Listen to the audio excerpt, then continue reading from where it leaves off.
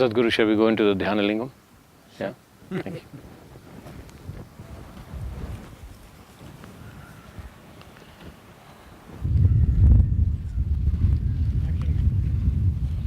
So Sadhguru, this is the biggest bull I've ever seen. But I mean, he's magnificent, he's aggressive, he's massive, and he looks ready for action, pointed straight into the Dhyana Lingam, the temple. Tell me about him. This is Shiva's vehicle. His automobile parked outside.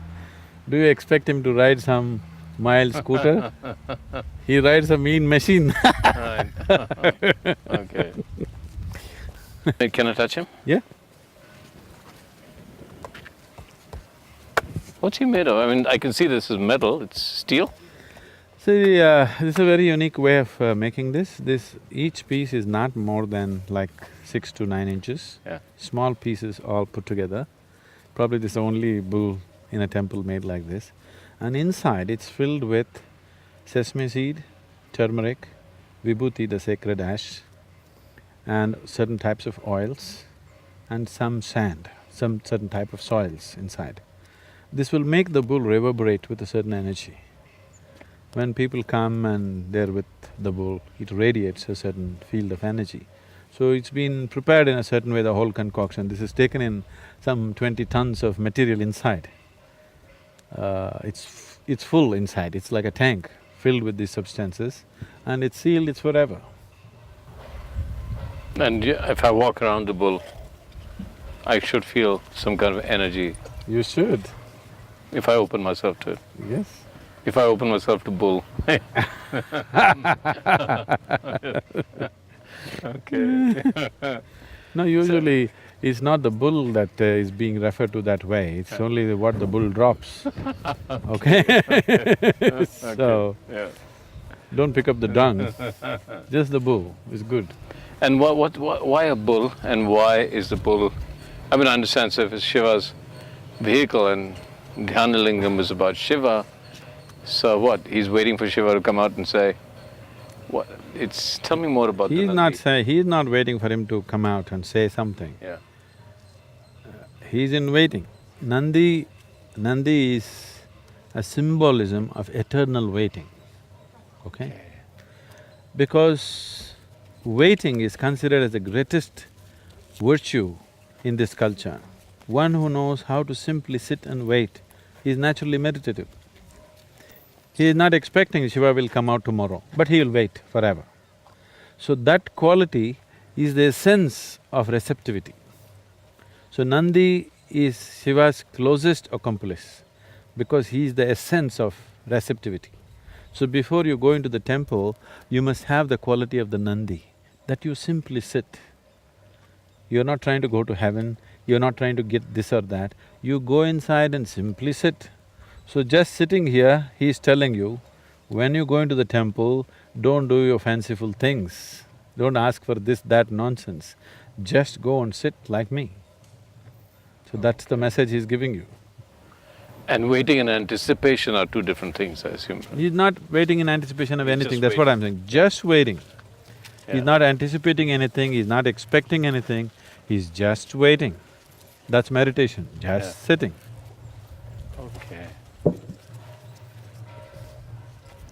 So that's his message for you. Simply go inside and sit, alert, Yeah. not sleepy, alert and that's- sitting. Yeah. So you're saying, Sadhguru, that the bull is sitting in what we would call meditation? See, people have always misunderstood meditation means some kind of an activity. No, it's a quality. So fundamental difference, why? Because this is a meditative temple, this is not a temple of prayer. Prayer means you're trying to talk to God. You're trying to tell Him your woes, your expectations, your whatever else. Meditation means you're willing to listen to God. You're just willing to listen to the existence, to the ultimate nature of creation. You have nothing to say, you simply listen. That is the quality of Nandi, he just sits. Alert, this is very important. He is alert, he is not sleepy, he is not sitting in a passive way. He is sitting very active, no expectation, no anticipation, no looking forward to anything, but full alertness, full life, at just sitting. That's Jeez. meditation. Active and not passive, meditation, not expectation, nothing, just waiting Yes, and just waiting, not for anything in particular. Whatever being is aware. reality, if you just wait without doing your own thing, then existence will do its thing. Yeah. So meditation essentially means you are not doing your own thing. The individual person is not doing his own thing, he is just there. So once you're simply there, the larger dimension of the existence, which is always in action, you become aware of it. And part of it. And of course, you're anyway a part of it, you become Yeah. aware that you're a part of it. Okay. Even now you're a part of it. But becoming aware that I'm a part of it is meditativeness. So Nandi is the symbolism of that, he just sits. Sitting here reminding everybody, you must sit like me. So does Nandi have a female form or is male and female both? No. He's one of the Ganas, so he doesn't belong to male-female category. He's beyond that. Yes. So can we go inside the Dhyana Lingam? Yeah.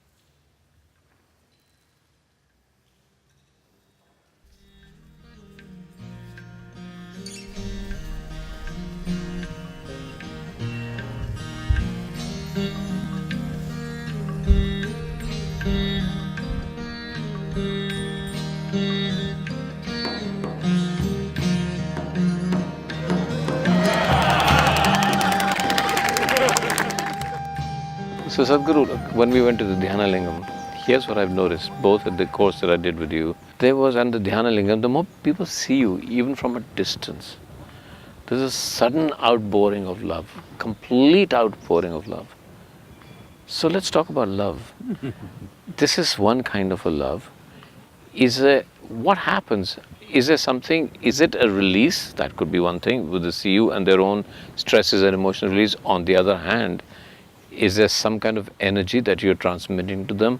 Is that energy possible only in a loving relationship, even between you and the people or between people themselves?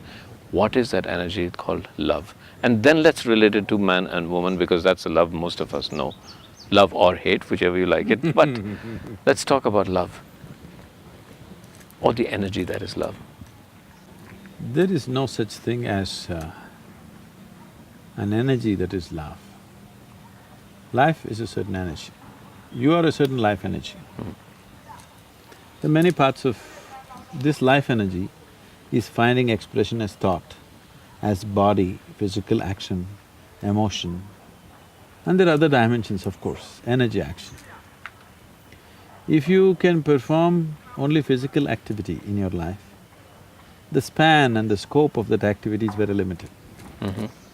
Because you empower your physical activity with your mental activity, depending upon the keenness and the intensity of your mental activity, your physical activity takes on a different level of… as if it moves into a different dimension because the mental activity. If you make a movie, if it's all physical, it's one way. There is a certain intellect involved in it, it's another way. There's a certain emotion involved in it, it's another way, isn't it so? So that's so with life also.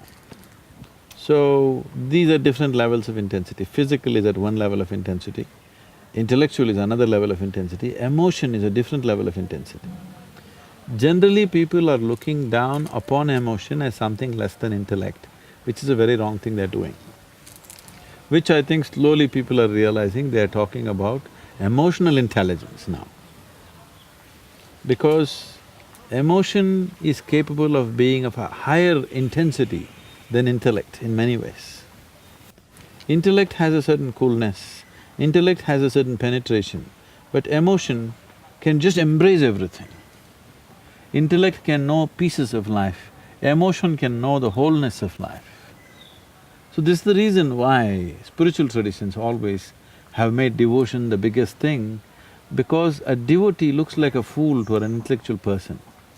But what a devotee knows in terms of life's experience and what he knows in terms of perception of life in its totality, an intellectual person will never touch. So a devotee looks like a fool, but the real fool is elsewhere. So right now what's happening here when people are around me is neither intellect nor emotion nor body. It's another dimension, which is just pure reverberation of energy. If I reverberate in a certain way, some people will roll their eyeballs upward and simply sit there. Some people will cry, some people will laugh, some people feel that they realize so many things being there in that space. This is their expression of it. This is like, if I give you electric connection, somebody makes light out of it, somebody makes sound out of it, somebody makes coolness out of it, somebody makes heat out of it.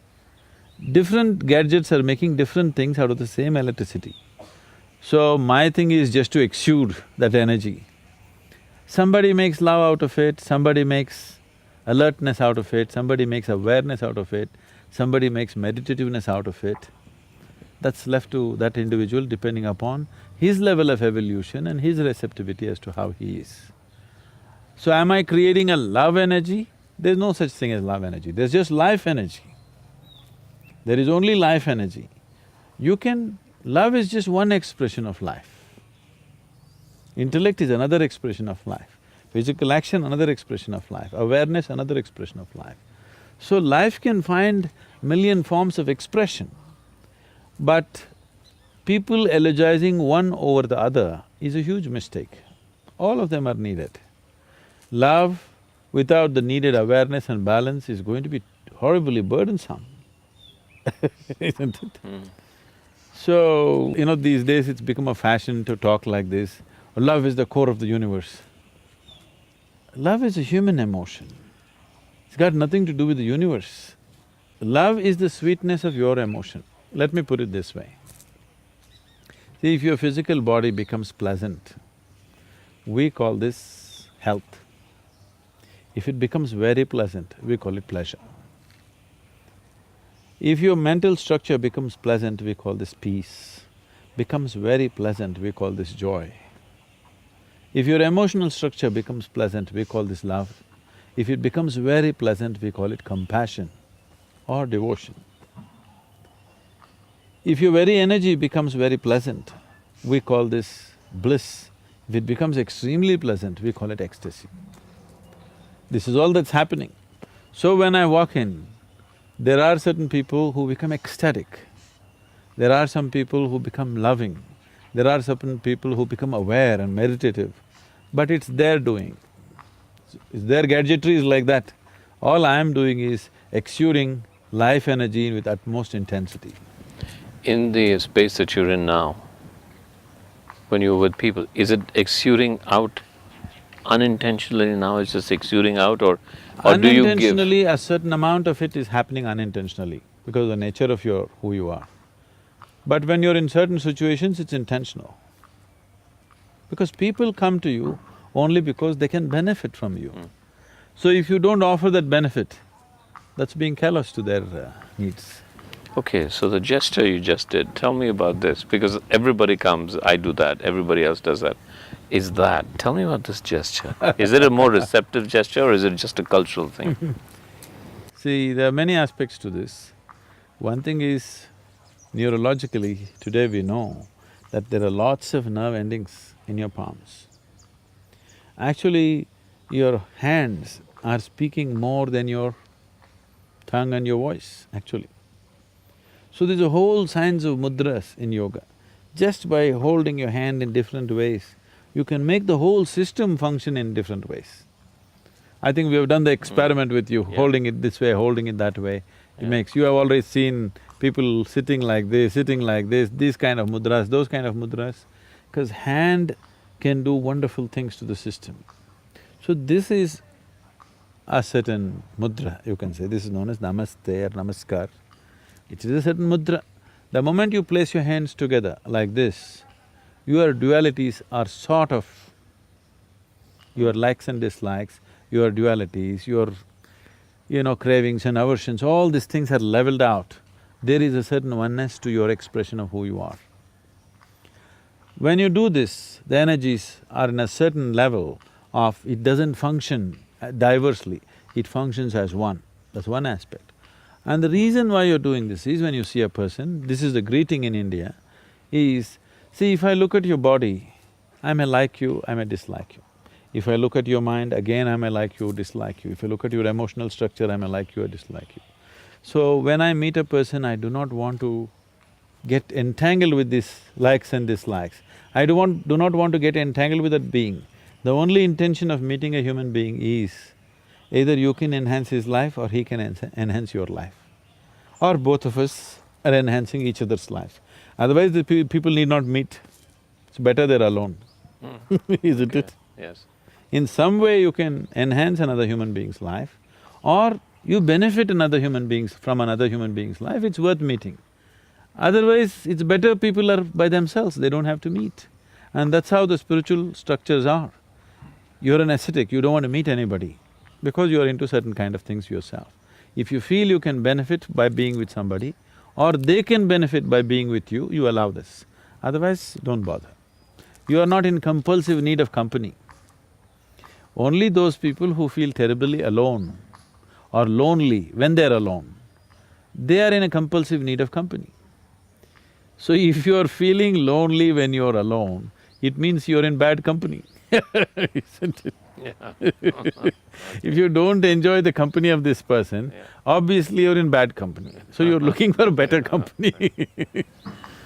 Sadhguru, in terms of the love that we know most and most talked about, and many books are written about it, and the largest discussed thing in this world is relationships. So let's just take one relationship that is causing more angst than anything else, is a man-woman love. Tell me about the nature of that, and why does it cause that much angst? And is there a potential spiritual dimension to the nature of a man-woman love? We've talked about feminine, masculine, male, female. Is there something we can find in a marriage that takes it beyond the stresses and strains of an everyday practical marriage? See, there is no such thing as man-dog love, man-woman love, man-mother love, man-son love, man-daughter love. There is no such thing. Love is just a certain sweetness of emotion. How you're arriving at it is the only question, isn't it? The method. Yeah. Now, we were looking at this, we do this because when you see a person, if you see body, mind, emotion, this, that, you tend to like, dislike, get entangled, all these things. So first thing is, when you meet a person, you identify his ultimate nature. There is a source of creation within him, that's why he is created. So the very source of creation within him, first you bow down to that. You're trying to establish a relationship with that because that's your aspiration with yourself also. You're repeatedly asking, who am I? So you're trying to find that answer everywhere. First thing, if you see whether that experience is there or not, you're cultivating the direction towards that. When I see you, I can say, hi. Instead of that, I do this, because first thing is, you refer to the source of creation in the person. then maybe we'll interact on different levels. If we like the intellect of the person, we talk to that. If we like the emotion of the person, we hug them. If we… if it's physical, it goes in a different direction, whatever. So the man-woman thing is a compulsive love affair. Nature is pushing you towards each other because nature is interested in only one thing, to perpetuating herself. If it somehow doesn't put a man-woman together, you and me wouldn't be here.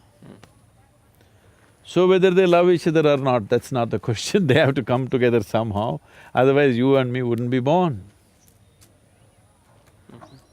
So this is a compulsive need. This need is throwing people together to experience some sense of oneness. This is one love affair chemically supported by nature. Okay. All the other love affairs are not chemically supported by nature, it is just yours. But this is one love affair which is chemically supported by nature. For most of these love affairs, unfortunately, once the chemistry runs out, they wonder why the hell are they together. So before the chemistry runs out, you are supposed to establish a different level of conscious love affair, which is beyond the chemistry. If that doesn't happen, it turns ugly. So what is that love affair? That is a conscious love affair. Let's talk about that. And let's take it further. Is there a potential spiritual dimension to it? I'm not saying there has to be. Is there a potentially? But let's first say, when the chemicals don't react anymore, what reacts? What works? What makes it work? See, chemistry is of the body, Yeah. okay? The bodily chemistry plays up certain things according to its needs. The moment the need is satisfied, you wonder why the hell are you here, Yeah. okay? So that is a very different kind of thing. That is nature's trick. You are… like you are 10, 11 years of age, the world was everything fine with it. Suddenly, your intelligence got hijacked by your hormones, suddenly the whole world looks different, all of a sudden. So all that's happened is, your intelligence got hijacked by the hormones. The chemistry has hijacked you. Very, very few individuals have the necessary awareness to look beyond that at life. Everybody else get flooded by this process. By the time they recover, usually it's too late. Not necessarily. So is it something wrong or right? There's nothing wrong or right, it's just limited, that's all. Is being limited a crime? No. But the nature of the human being is such, he suffers limitations. He doesn't like it.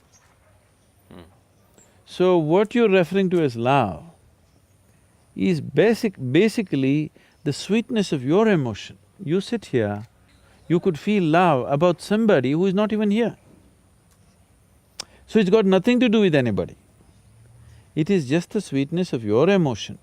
Now is your love affair, your ability to love, is it on self-start or is it on push-start? Do you have to push around to be loving or can you be just loving by yourself?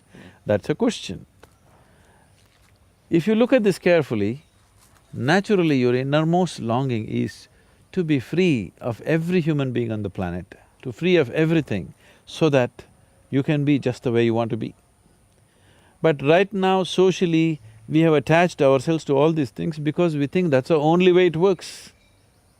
That is the way it has worked for a lot of people, because a lot of people are only have to be pushed, only then something happens to them. It is a rudimentary technology. If your car has to be pushed every day, today we consider it a rudimentary technology, isn't it? Maybe 50, 60 years ago, a push-start car was quite okay, as long as it starts, it was okay, but not anymore. So, once a human being becomes more and more aware of his own nature, he understands to experience love, to experience blissfulness, to experience ecstasy, even to experience orgasmic ways of life, you don't need anybody actually. If you just sit here, you can make it happen within yourself. Because after all, it's your body, it's your mind, it's your emotion, it's your chemistry, and you are the one who is creating all the experiences of your life. Because people are not conscious of this, that you are the maker of your life, You are the one who is doing your life the way you want it. Most people still believe that their experiences are being shaped by people and situations around them, but that's not true. Human experiences are 100% self-created, 100%. So if it's self-created, right now if you sit here, would you choose to maintain sweetness of your mind, sweetness of your body, sweetness of your emotion, sweetness of your energy, or would you like something bitter? Yeah, I'd prefer sweetness. Sweetness. So you would naturally be loving. It doesn't take anybody. So a relationship, when you see a man and a woman, you're talking about a relationship. Because there are other aspects to it. There may be a social angle to it, there may be a physical angle to it, there may be a psychological angle to it, there may be an economic angle to it, the variety of other things to fulfill in a relationship. We form relationships with variety of people in our lives. You have business relationships, you have personal relationships, you have professional relationships. So, relationships we form basically to fulfill different types of needs or to fulfill somebody else's needs, whichever way it is. That is a relationship. But what you refer to as love is just the sweetness of your emotion. You can use another person to stimulate that within you, or you can be on self-start mechanism. But it's possible for two people together, if they've been together beyond the chemistry, or the chemical or the hormones, to be starters for each other and continue that relationship. I mean, do you see value in that? Do you see value in people staying together for so long? In a marriage? Beyond duty, beyond say, okay, we have children, we have to do it together, society expects us to. There is a certain beauty for two human beings to weave their lives as one. There is a certain sense of… See, if you have to really be with somebody, you have to give up a part of yourself in some way. So the English expression falling in love is very significant. You can only fall into it. You can't stand in it, you can't climb in it, you have to fall into it. Falling means some part of you has to go to accommodate another, which is a good thing for a human being to do. That he doesn't think too much of himself. One who thinks too much of himself cannot be in a love affair. Somewhere you have to surrender a part of yourself to be in a love affair. In that sense, it's a very beautiful thing. But in this weaving, as you called it, is it possible for you to be with another person that becomes, and I'm just guessing here, that becomes the conduit towards your own self-realization? Is that a possibility? Could that be a basis of relationship? It is definitely a possibility, but it's a risky possibility. Okay, I understand that, right. You may just get entangled and lost in so many complexities of a relationship rather than finding the ultimate nature. I'm not saying it's not possible, it's very much possible. So that is why in India, when we got people married, we tied what's called as a Mangal Sutra. Today it's just a thread, a ritualistic thread. But that's not how it originally started.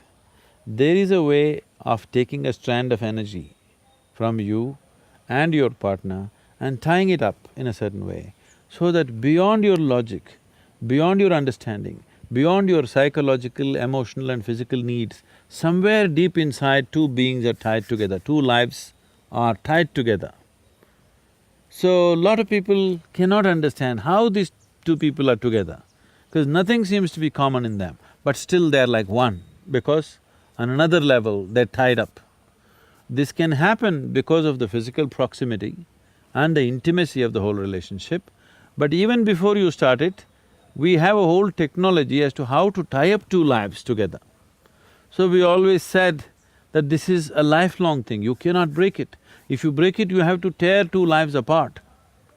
Because it was not just an arrangement, it was a kind of a union. If you listen to all the mantras chanted in the weddings, they're always talking about this, how these two beings are being welded together, okay? So anyway, you come from Bollywood, and there was a time 30 years ago, 25 years ago, every song was talking janam, janam, janam.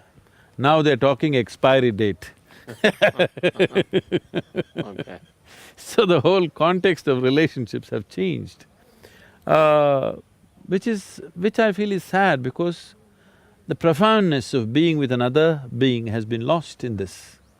In the name of freedom, in the name of choice, actually you're becoming horribly compulsive. It's all about yourself.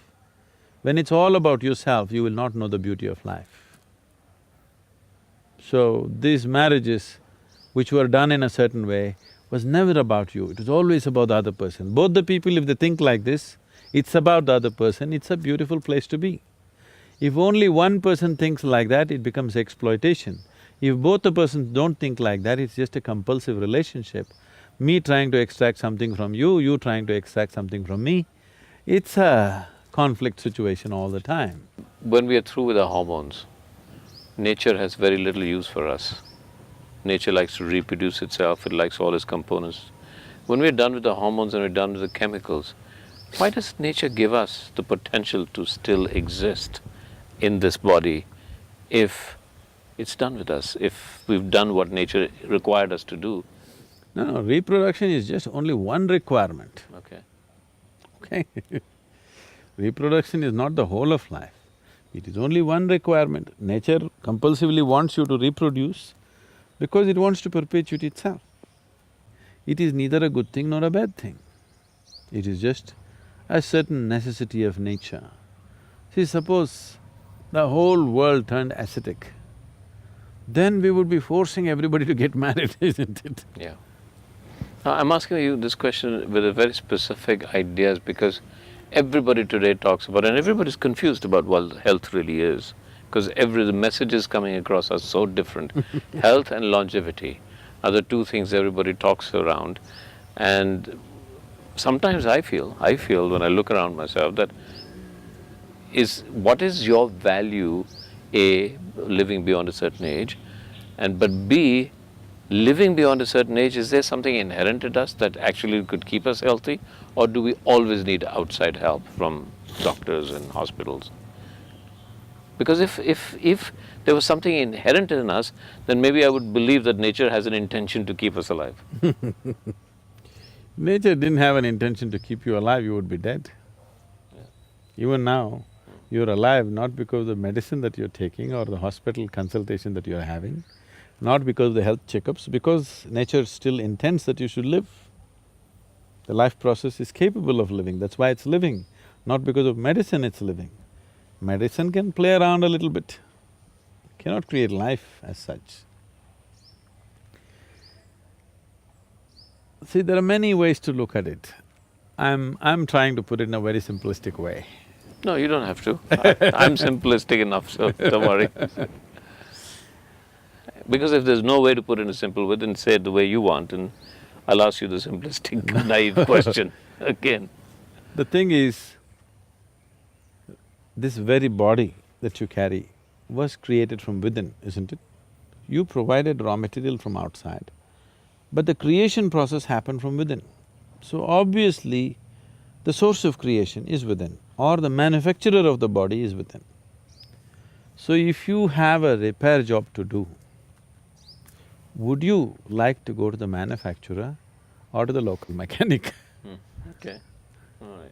If you have access to the manufacturer, that's the place you would like to go.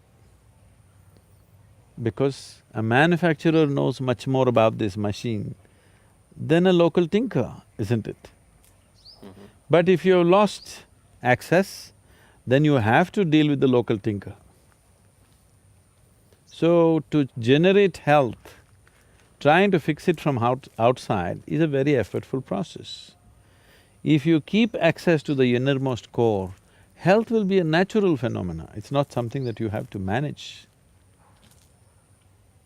It's not at all something that you have to manage from outside, it's a very wrong perception. So the idea of spirituality being the staying in touch with your inner self and your relationship to all of existence naturally promotes health without you having to think about it. Is that true? See, today it is scientific knowledge, common medical knowledge, that every cell in the body is programmed for health. Okay. Naturally, it is programmed for health. If it is programmed for health, Why would it work against you? See, if you get an infection means it's kind of an invasion from external organisms.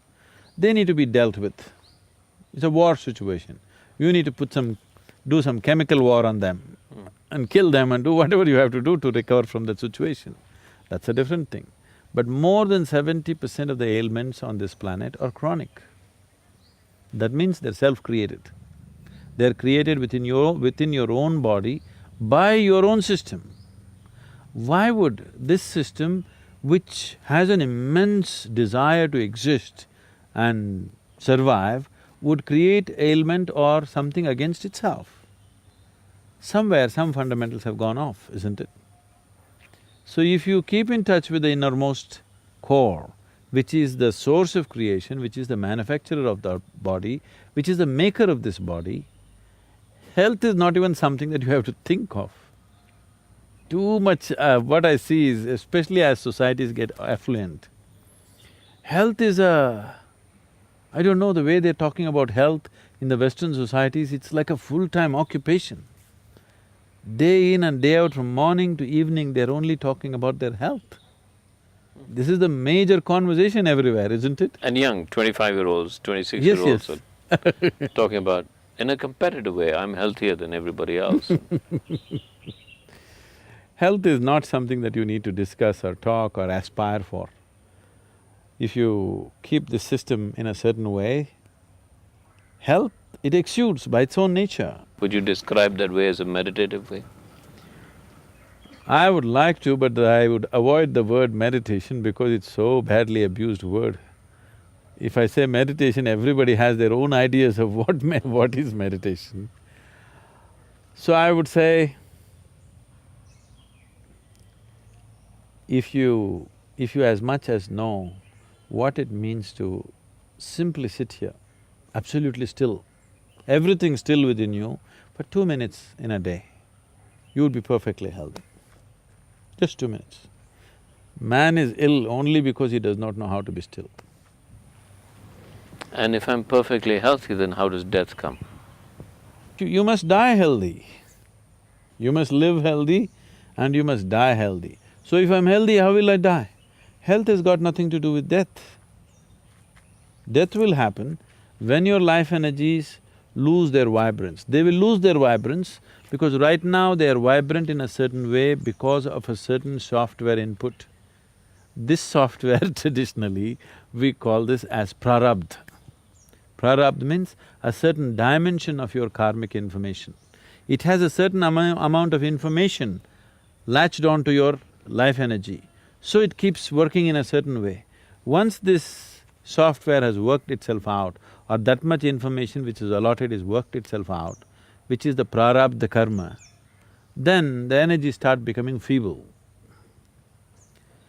If the energies become feeble below a certain level, they cannot hold on to the body, they have to leave the body. Or if it becomes intense beyond a certain body, it cannot hold on to the body. So only in a certain frequency of intensity, your life energies can hold on to the physical body, otherwise they cannot stick to the body. Or the body is incapable of holding that intensity. Let's put it the other way around. Yeah. It is just that an energy which is beyond a certain intensity refuses to be bound by a body. An energy which is below a certain level of intensity is incapable of being housed in a body.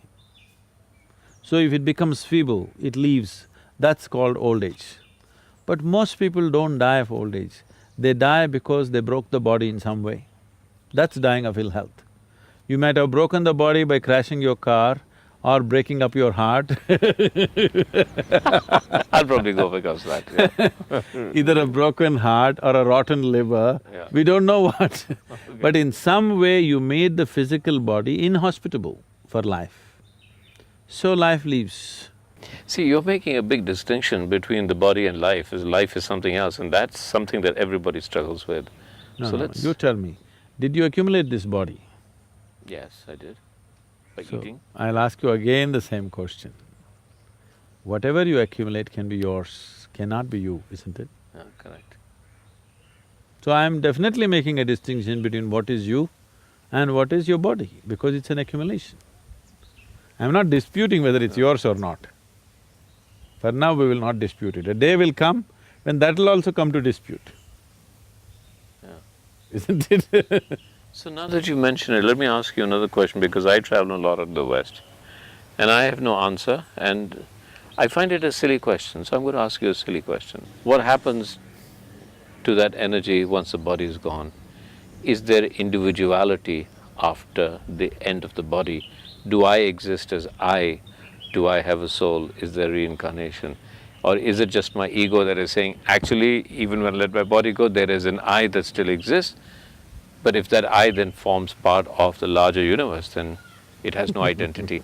It's a question, and I can't answer it to people, so would you answer it for me so I can tell people that I'm quite wise now? I know what you'll do with this.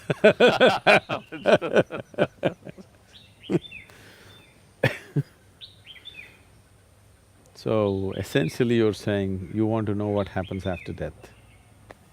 Yeah. I'm So, just making a more intellectual argument about it, that's all, but the fundamental question is that. what I would say is, some things you know best only by experience. Okay. Are you ready? Yeah. You're not ready for the experience. So you just want to know for entertainment. Maybe they make a movie on it, or just to talk in the next party that you're in. Yeah. It could buy you friends, So humor me. it could buy you… buy you audience. So humor me a little bit and let's talk about it a little bit. Okay. Right now you're looking at me. If you close your eyes, you cannot see me. But you are still there, isn't it? So right now, is it you who is looking at me? Or is it your eyes which are looking at me? So it's you who is looking at me. Yeah. Through the window of your eyes, you're Yes. looking at me. Yes. If you close the window, Yeah. do you still exist? I still exist. So, you are clearly saying you are much more than the body, isn't it? Right. But maybe that's my memory of you, of what I saw. No, not what you… whether you see my image or not, that's not the point. Hmm. But you are there, isn't it? I'm there, yes. So you are clearly saying, I am much more than the body. Yes. And you also know very clearly that this body you slowly accumulated. Yes. Or in other words, what you call as my body is just a bit of loan that you have taken from Mother Earth, just a piece of the planet. She's pretty generous. No, it's very generous. Yeah. She's pretty generous with the loan. But when the time comes, she wants to collect it atom by atom. So what is being perceived as death right now is people who don't want to repay the loan, these are all people who don't want to repay the loan. All right. Most Okay. Like the most people transaction analysis of that. most people who have taken loan, unless there is a law to compel them, they wouldn't want to pay back the loan. Right. It's a general social tendency in the world. Okay. So, you've taken a loan from the planet, you don't want to pay back. When the time to pay back comes, they're all terrorized. After all, you're just paying back a loan. But why the terror is happening is simply because you took a loan and after some time you thought, I am the loan.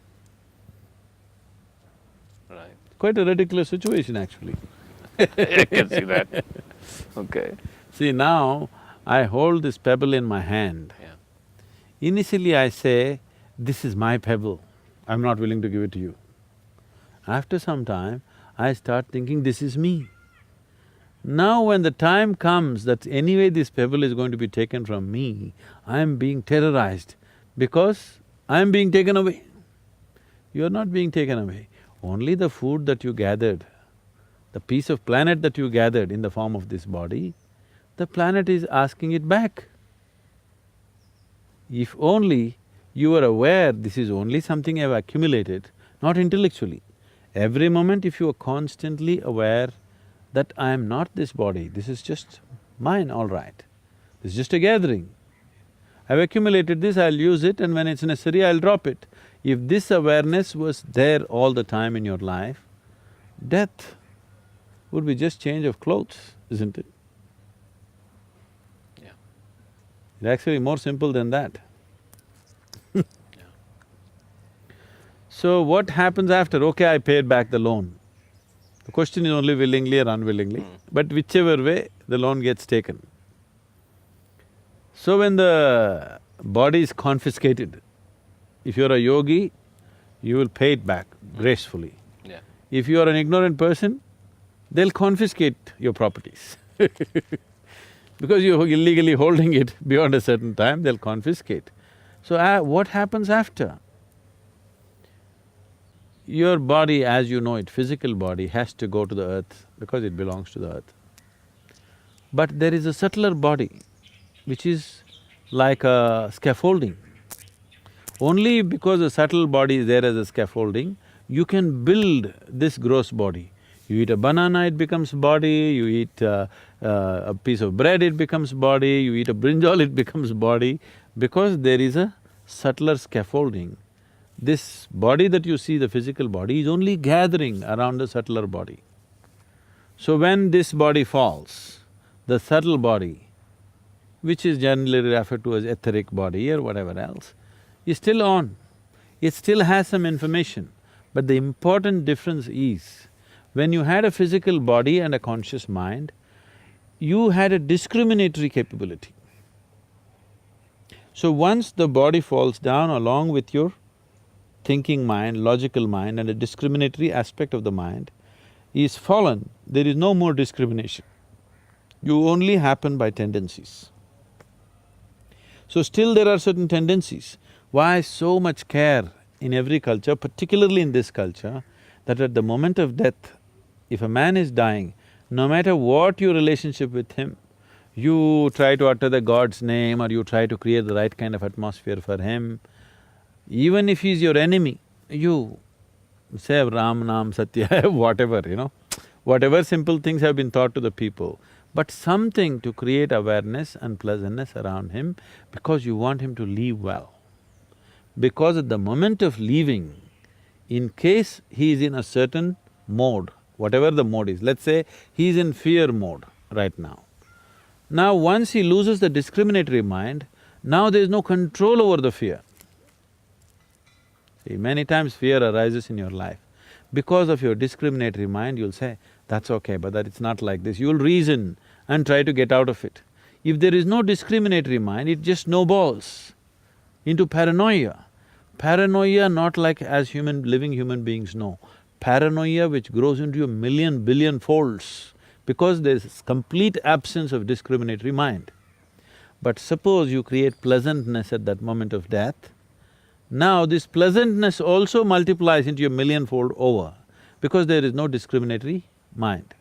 A child is eating chocolate, very sweet, he has no discriminatory mind. His discriminatory mind is not strong enough. Okay, I've eaten 2 chocolates, it's enough. No, he wants to eat 2,000. Whether it's sweetness or bitterness, pleasantness or unpleasantness, all of this can take on a big proportion if only there is no discriminatory mind. So even when people are living, very little of their discriminatory mind they're using, mostly they're functioning by tendency, which is unfortunate. But once you've shed the body, there is no other way. You will only go by tendency. Unless you've reached a certain level of awareness where you can carry a certain dimension of awareness with you. Otherwise, whatever is your quality will snowball into something very big. If it snowballs into unpleasantness, we say he's in hell. If it snowballs into pleasantness, we say he's in heaven. So heaven and hell are not geographical places, it is a state that somebody gets into. Because once the discriminatory mind is removed, smallest pleasure can multiply into a heavenly proportion. Smallest unpleasantness can multiply into a hell-like situation because the discriminatory mind is absent. And then reincarnation. You want to come back now Yes. So if there is substantial amount of information still stored, which is the karma, the karmic substance is still strong, then once, suppose you left out of feebleness of energy, that is you became old, energies became feeble and it rested for some time. So this kind of life energy just rests for some time without too much activity. But suppose the energies did not become feeble, but you broke the body by accident or suicide, or somebody shot you in the head, or somebody broke your heart, whichever way you broke the body and you left, energies were still intense. Now, this will take a long time for it to become feeble without the body and the mind. If you had a regular body and a discriminatory mind, let us say you would have worked out your karma in the next 10 years and made the energies feeble. But now that you don't have a body, these 10 years may telescope into 1,000 years. So this is the reason always they told you should never die of suicide, you never should be murdered, accidental death is bad, because now your limbo situation is long, very, very long, because you have no discriminatory mind, we don't know which way you will roll, and the chances of finding another womb are very little because you're in a certain level of intensity you cannot find. So unless you come to the right level of intensity, you are not suitable to take on a new body. So if you died of old age, energies became feeble, everything is fine with your body, you went to bed and you never woke up. Such a person may get back into another womb within 48 hours. But a person who died by breaking his body, either by accident or otherwise, this person may take we don't know how long, depending upon what level of intensity and how much of the information is still there, unworked out. We are going into areas which needs much more elaboration if it needs to be properly understood. Speaking just like this is not good. That's why we always joke about it and skip, we never talk about it, because it will lead to all kinds of imaginations, unhealthy imagination. Lead me to believe in spirits and ghosts. Yeah. Yes, okay. Which is not needed. Not needed. Because then people every dark corner they see, they'll start seeing things. Yeah. And you can make horror movies and make money, because a lot of people have wild imagination anyway. Or tendencies. No, they're all existing by tendencies, not by that is the whole difference. When we talk spirituality, we're essentially talking about moving from compulsiveness to consciousness. Functioning through tendencies to functioning through discriminatory process. That is the key from bondage to freedom. Okay. I understand why we need to change this topic, because it can get very… it is much more complex than we are talking about now. And it's too simplistic the way I'm putting it right now. Yeah. Because then people will just say, oh, there is or there isn't. It's not there is and there isn't at the same time. But maybe I can ask you okay, this is also complex, because a lot of what you said today, and you talked about a duality, you talked about the nature of Shiva being contradictory, you talked about everything existing in contextualization or contradiction. One little word on the nature of duality, the nature of our duality. The interview is the basis of duality, because there are two. There's a question, there's an answer. This is duality. But actually there isn't. Only if you look at it on the surface, this is true. If you look deep enough, there isn't two. But if there wasn't two, there would be no interview. There would be no football game, there would be no marriage, there would be no nothing, okay?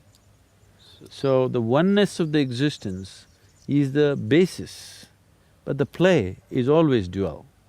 There's nothing wrong with duality as long as you know it's just a play. So if I was to create a character in a film called Universe, the universe would say, I'm one, but if I have to play, I have to be two. Yes. But then essentially I'm one. Yes. But I don't exist till I play, and therefore I have to be two, without one taking more power than the other, because otherwise I would never get back to be one. See, that's the whole problem. The human mind is dualistic. So if you say there is oneness and then there is dual, immediately the human mind says, so oneness is ultimate superior, duality is a fallen state.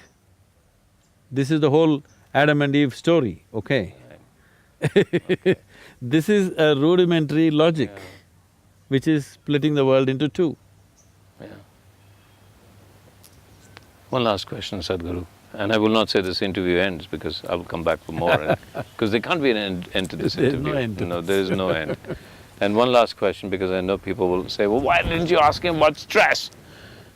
And I'll say, well, because I don't understand. I cannot define stress. There's a lot of things that, a lot of the questions people ask me, and they will know that since I've been interviewing you, they say, but I know that we get addicted to keywords.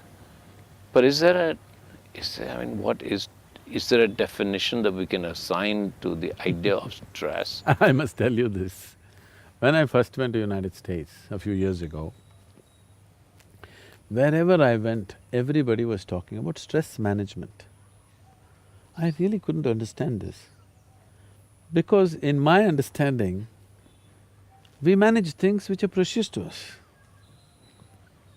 Okay? Okay. Our business, our family, our money, our wealth, our children, we manage all these things because these are all things precious to us. Why would anybody manage stress? I couldn't get this. When this word was thrown at me everywhere, stress management, I said, why manage stress? It took me a while to understand these people have concluded that stress is a part of their life. Stress is not a part of your life. Stress is just your inability to manage your own system. Stress is not because of the nature of your work. The Prime Minister is complaining of stress, the chaprasi also complaining of stress. In between, every other person saying his job is stressful and unemployed are stressful. They don't have anything to do, that also they're stressful. So you're suffering your job, if I get you fired, will you be joyful? No. No. So stress is not about your job, obviously, isn't it? It is just that you do not know how to manage your body, how to manage your mind, how to manage your emotions, your energy, your chemistry. You do not know how to manage anything. You are functioning by accident, so everything is stressful. You get into your car without a steering wheel. Or you get into your car, if you turn this way, it goes in the opposite direction. You will be stressful, isn't it? Yeah. So right now that's the kind of mechanism you're driving, without understanding anything about it, just by chance you're blundering through life, you will be stressful. So stress is not because of the nature of the activity that you're performing, not because of life situations. Stress is simply because you do not know how to manage your own system. What is stressful for you, somebody is breezing through it, isn't it so? Correct. Stress is not situational. It is just an inability to manage the inner situation, not the outer situation. Essentially, the quality of our lives change and transform not because we change the content of our lives, only because we have changed the context of our life. Someone is living a beautiful life does not mean he's doing something different when he wakes up in the morning. He also goes to the toilet, he also brushes his teeth, he also does the same things. But somehow his life is magical and beautiful because of the context. This could have happened to people when they fall in love with somebody. They were doing the same thing, suddenly they're in love with someone, suddenly everything is different because the context of their life has changed. But then once they fall out of it, again the context of their life changes and it becomes miserable. Now, changing the context is something which is voluntary, which is just something that you can do willfully. Changing the content may not be possible as you will. Because to change the content of your life, you need permission from the situations in which you exist, isn't it? Yeah. But to change the context of life, you don't need anybody's permission. It is not at all situational. So on a certain day, 3 men were working in one place. Another man came by and asked the first man, "What are you doing here?" This man looked up and said, "Can't you see I'm cutting stone? Are you blind?" This man moved on to the next man and asked, "What are you doing here?" That man looked up and said, Something to fill my belly. I come here and do whatever they ask me to do, I just have to fill my belly, that's all." He went to the next man, the third man, and asked, "What are you doing here?" That man stood up in great joy and said, "I'm building a beautiful temple here." All of them are doing the same thing. but their experience of what they're doing is worlds apart. Every human being, every moment of his life could be doing whatever he's doing in any one of these three contexts, and that'll determine the quality of his life, not what he's actually doing. How simple an activity you're doing or how complex an activity you're doing doesn't change the quality of your life. With what context are you doing changes the quality of your life, isn't it? Completely. Okay, Sadhguru. I hope this is just the beginning, and I hope you give me the opportunity to come back with a lot more questions. Definitely. Thank you. Thank you.